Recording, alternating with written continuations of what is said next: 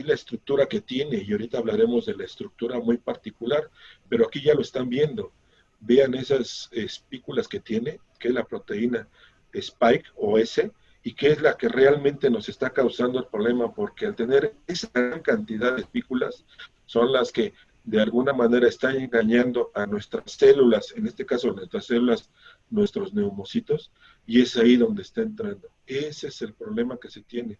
Pero más adelante vamos a ver, el problema lo conocemos realmente ahorita en el pulmón, pero también se están presentando casos donde a lo mejor el paciente terminó su problema, está en cuadro infectivo los 14 días y tiene un poquito de problemas pulmonares, pero se ha visto que hay problemas también a nivel renal, el hepático, en el digestivo, ahorita lo vamos a mencionar, y en el nervioso. E inclusive ya se están empezando a reportar, hay casos donde hay pacientes que después de haber tenido COVID y ya son negativos, empiezan a tener secuelas. Y es otro dato que también llama la atención por el proceso inflamatorio tan grave que ocasionó. Ahorita en la fisiopatología lo vamos a redondear un poquito más. Aquí viene una línea de tiempo. Si se fijan, hay una línea de tiempo donde nos indica cómo el coronavirus ha ido cambiando a lo largo del tiempo. Y desde 1960 ya se conocía, ya teníamos el conocimiento de este tipo de virus, ya se había catalogado en la familia, pero bueno, de alguna manera pues ocasionaba algunos síndromes gripales muy sencillos, muy tranquilos, pero algo que se ha presentado es que este ha ido mutando, y ese es otro grave problema, ha ido cambiando con el paso del tiempo y cada vez se está haciendo más y más resistente. Ahí también tendremos que hablar un poquito y recordar que si se ha manejado que si fue un brote zoonótico, es decir, transmisión de un animal al humano, o si fue un arma química. Ahí al inicio salió eso. Saben que el presidente Trump al inicio manejó este concepto y acusaba a China, pero pues nunca tuvo los elementos. Y hay que entender que pues también aquí es una guerra económica. Estados Unidos sigue siendo la potencia mundial, pero China no tarda, ¿verdad? Y tan es así que es visto, muchos de los comercios pues son a nivel, vienen de China, ¿verdad? Y muchos de los lugares, si alguien, ustedes de una forma alterna o algún amigo se dedica a la importación, pues todos los productos vienen de China. Y esto, pues bueno, ahí viene un problema económico que tarde o temprano nos va a afectar, ¿verdad? Pero bueno, ese es otro boleto. Seguimos con la parte biológica. Entonces vean cómo a lo largo del tiempo se han presentado muchos de ellos. En el 2012 les decía, el MERS o coronavirus de Medio Oriente, por eso las siglas que vienen ahí, aunque vienen en inglés, en el 2012 se presentó ya una pandemia, ya empezó a llamarle la atención a la Organización Mundial de la Salud, pero nunca se pensó que llegaríamos a este problema en el 2019 con otro tipo de coronavirus, que es de la misma familia, ahorita voy a hablar de las familias, pero que mutó, y vuelvo a insistir, esa mutación de alguna manera siempre ha existido a lo largo de la evolución humana, siempre las patologías virales han existido. El problema es que la globalización y el otro, pues quizás algunas situaciones que para nosotros no son las correctas, ¿verdad? Vieron las imágenes que nos manejaban en el inicio del mercado donde se presentó el problema en Wuhan, en China, y donde tienen los animales vivos. Si han ido al mercado de Sonora, pues es más o menos lo mismo, pero está en pequeñito, ¿verdad? Y en petit comité.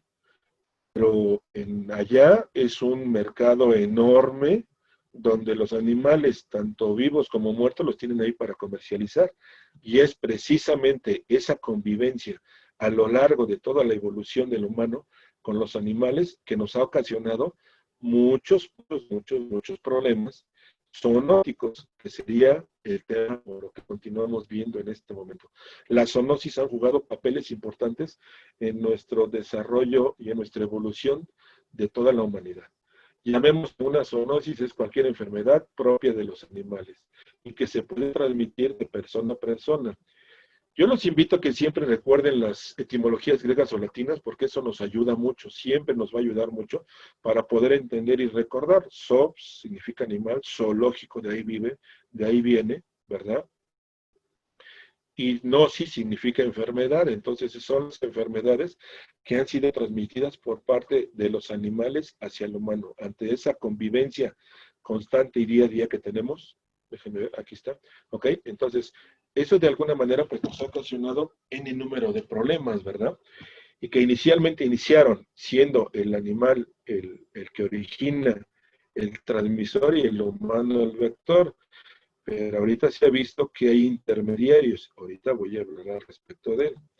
Nada más para poder entender cómo se han presentado las enfermedades, hablaremos más adelante, pero para entender las características, las enfermedades que nos han transmitido los animales y que se han presentado en el humano y que están catalogados y que los vemos día a día en los hospitales, muchos de ellos, o el 60% entran en ese, el 60% de las enfermedades humanas infecciosas son zoonóticas.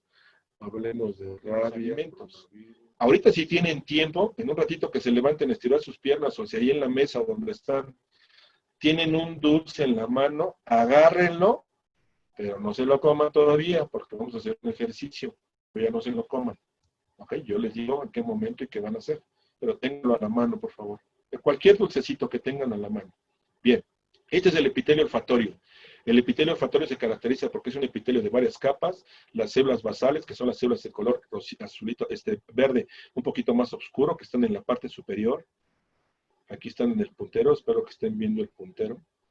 Están las células claritas, más verdes claritas, que abarcan todo, son las células subtentaculares, y las que nos interesan ahorita entender un poquito más son las amarillas, que van de lado a lado.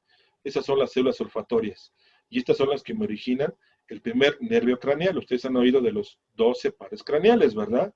Oye, mamá, papá, traigo minifalda, aunque glúteos van a estar helados. Esa es una regla mnemotécnica para que no se les olvide los 12 pares craneales. Y el primer par craneal es precisamente el olfatorio, que es este que les estoy mostrando, que está en el techo de la cavidad de la fosa nasal. El tener el olfato implica que se combinan los dos, tanto el olfato como el gusto, y en la lengua están las papilas gustativas para recibir el sabor. Nosotros podemos percibir el sabor por estos dos fenómenos, por estos dos sistemas, tanto el de la boca a través de la lengua, como del olfato. Ahorita les voy a hacer el ejercicio para que entendamos en qué consiste. Otro elemento importante pues son los senos. En los huesos, en el frontal y el etmoidal, están unas cavidades huecas que entre otras cosas nos ayudan, es una cavidad neumática para la reverberancia de la voz. Por eso los pacientes cuando tienen sinusitis, la voz se les oye como gangosa, porque estas cavidades neumáticas están llenas de moco, ¿ok? Que en los pacientes con COVID, al inicio, tienen el síndrome gripal y también les cambia la voz. Después viene la laringe, que es un tubo de varios cartílagos, tanto pares como impares, y que no nada más es el paso o la división que hay entre la laringe y el esófago. Ahí es una serie de tubitos. Aquí ven la laringe con sus cartílagos, ven la imagen, la que está del lado derecho de ustedes, lo ven en un corte transversal. Aquí está la epiglotis, que es el que cierra la entrada, porque hacia la parte del lado derecho está el esófago.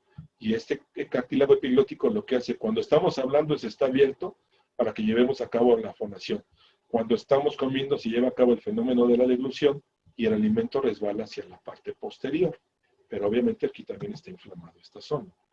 Aquí nomás les hago referencia porque aquí en esta zona están las cuerdas vocales. Y lo que hacen que estas cuerdas vocales se ponen tensas o no, y lo que nos permite la voz. Por eso en el caso del varón, la voz en el varón es más grave, porque el cartílago tiroideo, que es este que está aquí en la parte superior, es más largo. Por eso la famosa manzana de Adán. Si ustedes tienen la duda de ver una persona que conozcan y que tienen la duda, porque a lo mejor es un imitador de un artista, pero tienen la duda de ver si es un hombre o una mujer, pues lo único que tienen que ver inicialmente para verlo es la famosa manzana de Adán, que es el cartílago tiroideo. Entre más pronunciado esté, quiere decir que es un varón. Entre menos pronunciado, es una dama. Por eso la voz de la dama es más finita, es más aguda. ¿Me explico? Aquí abro un paréntesis. Hace poco tiempo, antes de la pandemia, en una reunión familiar, no sé si conozcan a la cantante esta que está ahorita pues medio repuntando, se llama Laura, ay, se me va el apellido, SLP se llama, tiene un nombre, su apellido es italiano. Cuando vi el video me llamó la atención, lo puso mi sobrino en una reunión familiar y me gustó la canción y canta muy bonito. Pero me quedé viendo y le digo, oye, ¿qué es hombre o es mujer? Dice, es mujer. Ah, le digo, no inventas, loco. Él no. Dice, no. Ya le quedé viendo y sí tiene un poquito pronunciado, pero no tanto, y pues sí tenía la duda. Pues ya nos metimos a San Google y sí, efectivamente es una dama.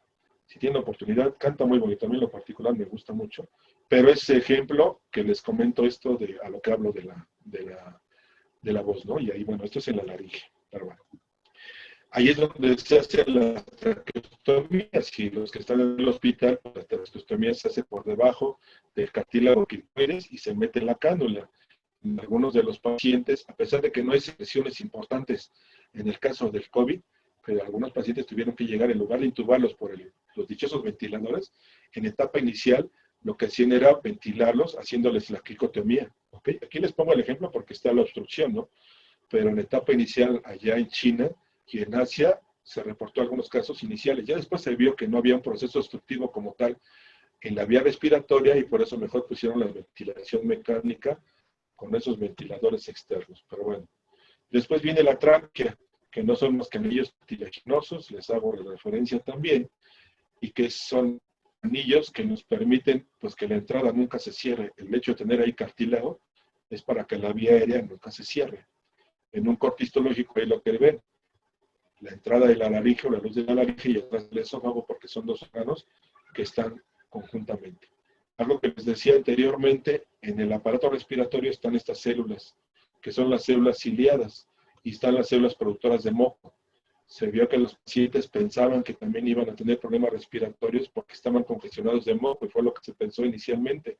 Pero repito, muchos de los pacientes no llegan a tener secreciones importantes de moco.